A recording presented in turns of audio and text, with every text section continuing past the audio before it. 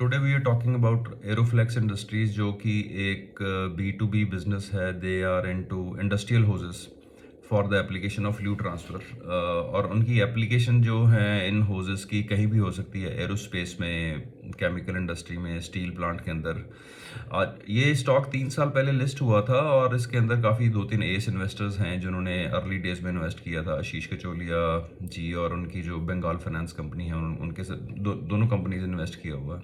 64 की पी चल रही है। ROCE जो है इनकी ऑलमोस्ट 22.3 है। ROE 16.6 है।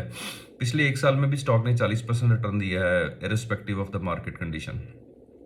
तो फंडामेंटल्स काफ़ी कंपनी के काफ़ी अच्छे हैं क्योंकि बिजनेस ऐसा है कि उसके अंदर ज़्यादा कंपटीशन नहीं है। और एक्सपोर्ट का बिजनेस काफ़ी है जिसके अंदर इनको डॉलर रेवेन्यू आएगा। रुपी ऑलरेडी वीक है तो मीन्स कि इनके जो अर्निंग है वो और इम्प्रूव होएंगी because they will be getting money in dollar from the other countries where they are doing the business. Competition है, बहुत ज़्यादा कंपटीशन नहीं है। कंपटीशन यूएस की कंपनियां हैं तो प्राइस के अंदर भी they have the absolute advantage because of the local manufacturer. They are Taloja में इनकी फैक्ट्री है बॉम्बे के अंदर।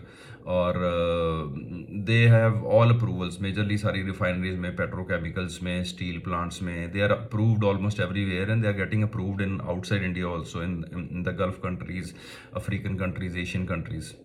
तो ये एक बड़ा अच्छा बिजनेस है जिसको, और कंपनी आज की डेट में ऑलमोस्ट डेट फ्री है। प्रमोटर्स की होल्डिंग ऑलमोस्ट 65.5% के आसपास है जो कि अभी बिल्कुल कांस्टेंट है। तो जैसे जैसे इंडस्ट्री ग्रो करेगी और इंफ्रास्ट्रक्चर, इंडस्ट्री, एरोस्पेस, जैसे जैसे इन सब चीज़ में ग्रोथ होएगी, this company will automatically start getting the business from these businesses actually in segment से। कंपनी की प्रॉफिटेबिलिटी जो है अगर आप देखेंगे 5 साल की बैलेंस शीट उठा के, तो they have grown almost 25-30% CAGR है, compounded annual growth rate. And if you are talking about the sales revenue, the sales has doubled in last 1 year time, sorry, in 5 year time. I think now they are doing close to 300-400 crore sales, which has almost 120% as compared to 5 साल पहले जो थी।